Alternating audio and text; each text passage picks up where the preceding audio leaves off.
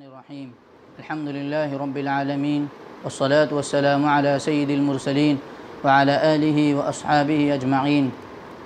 ومن تبعهم بإحسان إلى يوم الدين أما بعد قال الله تعالى في القرآن المجيد أعوذ بالله من الشيطان الرجيم بسم الله الرحمن الرحيم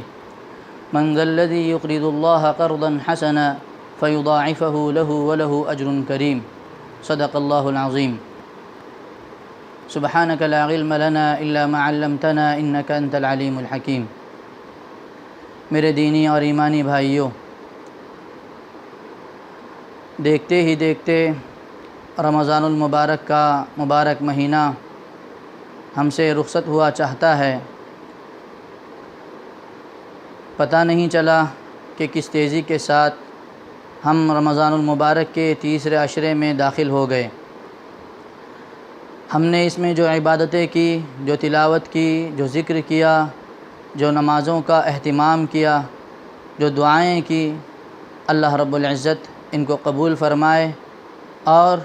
جو کوتاہیاں ہوئی اللہ رب العزت ان کو درگزر فرمائے، آمین۔ حضرات، اللہ تعالیٰ نے انسان کو مال کی دولت سے نوازا ہے، اور اللہ رب العزت نے اس مال کی نسبت اپنے ذات کی طرف کی ہے کہ یہ مال انسان کو اللہ کی عطا کردہ نعمت ہے۔ اللہ رب العزت نے قرآن مجید میں ارشاد فرمایا ہے وَآتُوهُم مِّن مَّالِ اللَّهِ الَّذِي آتَاكُمْ، آپ اس مال میں سے خرچ کیجئے جو مال اللہ نے آپ کو دیا ہے، اور وہ مال اللہ کا ہے۔ مِّن مَّالِ اللَّهِ، اللہ کے مال میں سے اللہ نے جو آپ کو دیا ہے وہ مال آپ خرچ کر دیجئے۔ لہٰذا اللہ رب العزت نے مال کی نسبت اپنی ذات کی طرف کی ہے۔ دوسری جگہ بھی اللہ رب العزت نے ارشاد فرمایا ہے کہ مال کی یہ جو تقسیم ہے یہ اللہ رب العزت کی ہوئی تقسیم ہے۔ نحن قسمنا بینہم معیشتہم فی الحیاۃ الدنیا ورفعنا بعضهم فوق بعض درجات لیتخذ بعضهم بعضا سخریہ۔ اللہ رب العزت نے قرآن مجید کی اس آیت میں ارشاد فرمایا ہے کہ ہم نے معاش کو، معیشت کو ہم نے تقسیم کیا ہے، لوگوں کے درمیان مال کا معیار ہم نے متعین کیا ہے، کسی کو مالدار بنایا، کسی کو غریب بنایا۔ یہ اللہ رب العزت کی تقسیم ہے۔ اللہ رب العزت جس کو چاہتے ہیں مالدار بنا دیتے ہیں اور جس کو چاہتے ہیں غریب بنا دیتے ہیں۔ یہ اللہ رب العزت کی حکمت ہے۔ اللہ رب العزت نے ایک دوسری جگہ ارشاد فرمایا ہے وَلَوْ بَسَطَ اللَّهُ الرِّزْقَ لَبَغَوْا فِي الْأَرْضِ، کہ اگر اللہ تعالیٰ مال کی فراوانی فرما دیتے تو زمین میں فساد برپا ہو جاتا، زمین میں بگاڑ ہو جاتا۔ لہٰذا اللہ رب العزت جس کو چاہتے ہیں کہ اور جتنا چاہتے ہیں یا اللہ رب العزت بہتر سمجھتے ہیں، اور اس کو اللہ رب العزت مال کی دولت عطا فرما دیتے ہیں۔ لہٰذا جس کو مال کی دولت ملی ہے اللہ رب العزت اس سے تقاضا کرتے ہیں کہ یہ مال اللہ کی راہ میں خرچ کیا جائے۔ اللہ نے جن پر مال خرچ کرنے کے لیے کہا ہے یہ مال ان پر خرچ کیا جائے۔ لہٰذا اللہ رب العزت کہتے ہیں کہ یہ مال آپ فقراء میں خرچ کیجئے، غریبوں میں خرچ کیجئے، محتاجوں میں خرچ کیجئے، ضرورت مندوں میں خرچ کیجئے۔ یہ مال کا حق ہے۔ اللہ تعالیٰ نے قرآن مجید میں فرمایا وَفِي أَمْوَالِهِمْ حَقٌّ لِلسَّائِلِ وَالْمَحْرُومِ، کہ لوگوں کے مال میں مانگنے والوں کا حق ہوتا ہے، اور جو لوگ اس سے محروم ہوتے ہیں، جن کو مال کی دولت سے محروم کیا گیا ہے یا جو مانگنے سے اپنے آپ کو روکے رکھتے ہیں، ان کا اس مال میں حق ہوتا ہے۔ لہٰذا ایسے لوگوں کے حقوق کو پہچان کر، جان کر ان تک مال کو پہنچانے کی کوشش کرنے کی ضرورت ہے۔ اب اگر ہم یہ مال جو اللہ نے ہمیں عطا کیا ہے یہ مال اللہ کی راہ میں خرچ کریں گے تو اللہ تعالیٰ اس میں برکت عطا فرمائیں گے۔ اللہ رب العزت نے قرآن مجید میں بیان فرمایا ہے من ذا الذی یقرض اللہ قرضا حسنا، کہ اللہ کے راہ میں خرچ کرنے کو اللہ رب العزت نے قرض حسنہ بیان فرمایا، گویا کہ ایک قرض ہے، اس کا بدلہ اللہ چکائیں گے۔ فیضاعفہ لہ، اللہ تعالیٰ اس کے مال میں اضافہ فرمائیں گے، اور اس کے لیے اجر عظیم کا وعدہ بھی اللہ نے فرمایا ہے۔ گویا کہ جو اللہ کا دیا ہوا مال اللہ کی راہ میں اور اللہ کے بتائے ہوئے طریقے پر خرچ کرے گا، اللہ رب العزت اس کے لیے مال میں اضافہ بھی فرمائیں گے اور اس کے لیے اجر کا بھی ذریعہ فرمائیں گے۔ اور ایک دوسری جگہ اللہ رب العزت نے فرمایا ہے وَمَا آتَيْتُم مِّن زَكَاةٍ تُرِيدُونَ وَجْهَ اللَّهِ فَأُولَٰئِكَ هُمُ الْمُضْعِفُونَ، جو مال اللہ کی رضا کے لیے آپ خرچ کریں گے اللہ تعالیٰ اس میں اضافہ ہی فرمائیں گے۔ لہٰذا اور ایک دوسری جگہ اللہ نے یہ بھی فرمایا ہے کہ وَمَا أَنفَقْتُم مِّن شَيْءٍ فَهُوَ يُخْلِفُهُ، جو مال آپ خرچ کریں گے اللہ رب العزت اس کے پیچھے آپ کو ضرور اس کا بدلہ عطا فرمائیں گے۔ ہو سکتا ہے اللہ رب العزت دنیا ہی میں یہ مال عطا کریں، 1 کا 10 اللہ دے دیں، اور آخرت میں تو اس کے بدلے میں اجر عظیم کا وعدہ ہے ہی۔ اور اسی طرح سے اب ہم مال اگر خرچ کریں گے، معلوم ہوا کہ مال کے خرچ کرنے پر فضائل ہیں، مال میں اضافہ ہوتا ہے، مال میں برکت ہوتی ہے، اجر عظیم کا وعدہ کیا گیا ہے۔ اور اسی طرح سے مال کی ضائع ہونے سے بچانے کی بھی اللہ تعالیٰ نے ضمانت لی، اللہ کے نبی صلی اللہ علیہ وسلم نے ضمانت لی ہے کہ اللہ کے نبی صلی اللہ علیہ وسلم نے قسم کھا کر کے ارشاد فرمایا کہ ما نقصت صدقۃ من مال، کہ صدقہ مال میں کمی پیدا نہیں کرتا، صدقے سے مال میں کمی نہیں ہوتی۔ لہٰذا ایسے موقع پر ہماری ذمہ داری ہے کہ ہم مال کو اللہ رب العزت کے بتائے ہوئے طریقے پر خرچ کریں۔ اس سے پہلے کہ ہم یہ تلاش کریں، دیکھیں کہ ہمارے رشتہ داروں میں کوئی ایسے محتاج ہوں گے، کوئی غریب ہوں گے، ہمارے پاس پڑوس میں ہمارے پڑوسیوں میں کوئی ضرورت مند ہوں گے، ہمارے محلے میں کوئی ضرورت مند ہوں گے، اور اسی طرح سے ہمارے گاؤں میں بستی میں کوئی ضرورت مند ہوں گے، ایسے لوگوں کو تلاش کیا جائے۔ بعض مرتبہ ایسا ہوتا ہے کہ لوگوں کی عزت نفس لوگوں کو اس بات کی اجازت نہیں دیتی کہ لوگوں کے سامنے جا کر کے اپنی ضرورتوں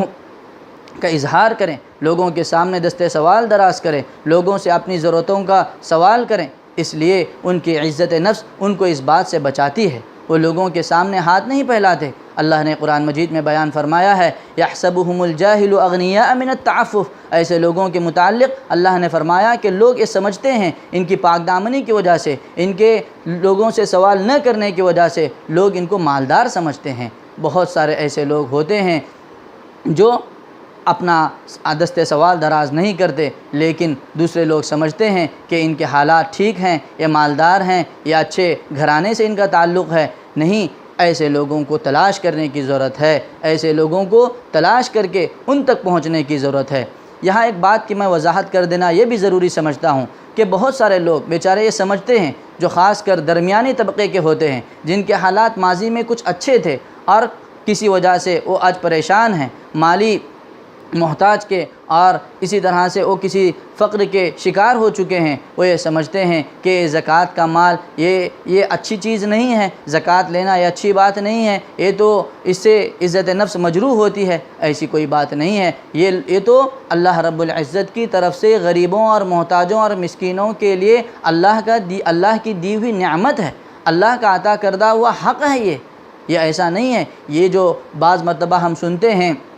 کہ زکوٰۃ جو ہے یہ مال کا میل ہے، یہ ان لوگوں کو ترغیب دینے کے لیے ہے جو صاحب مال ہے۔ ورنہ میں نے ابھی اس سے پہلے بھی ایک آیت تلاوت کی جس میں کہا گیا ہے کہ وفی اموالہم حق، یہ ان کے مال میں حق ہے، یہ غریبوں کا حق ہے، مسکینوں کا حق ہے، محتاجوں کا حق ہے، قرض داروں کا حق ہے، غریبوں کا حق ہے۔ یہ تو لینے میں کوئی حرج کی بات نہیں ہے۔ بہت سارے لوگ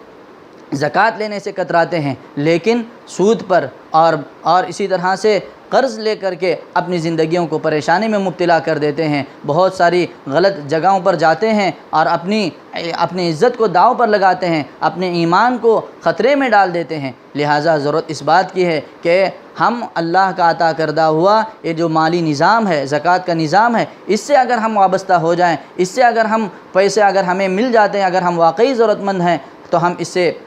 اپنی ضرورت کو پورا کر سکتے ہیں، کوئی حرج کی بات نہیں ہے۔ اسی طرح سے آج کل یہ جو لاک ڈاؤن کی وجہ سے حالات پیش آئے ہیں، میں ایک قدم آگے بڑھ کر یہ بھی کہنا چاہوں گا کہ بہت سارے لوگ صاحب مال ہیں، لیکن کسی وجہ سے وہ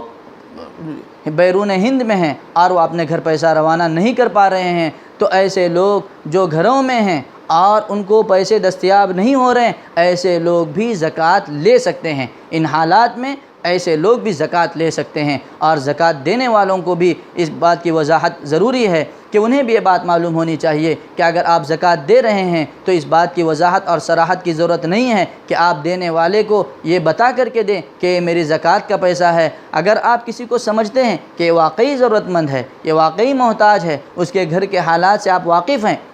تو آپ اپنا پیسہ ان تک پہنچا دیجئے، اپنا جو کچھ مال کی زکوٰۃ ہے وہ آپ ان تک پہنچا دیجئے۔ ان کو یہ وضاحت کرنے کی یا ان سے پوچھنے کی ضرورت نہیں ہے کہ کیا آپ زکوٰۃ لیتے ہیں یا یہ میری زکوٰۃ کا مال ہے۔ اس طرح سے ہو سکتا ہے ان کی عزت نفس مجروح ہو جائے۔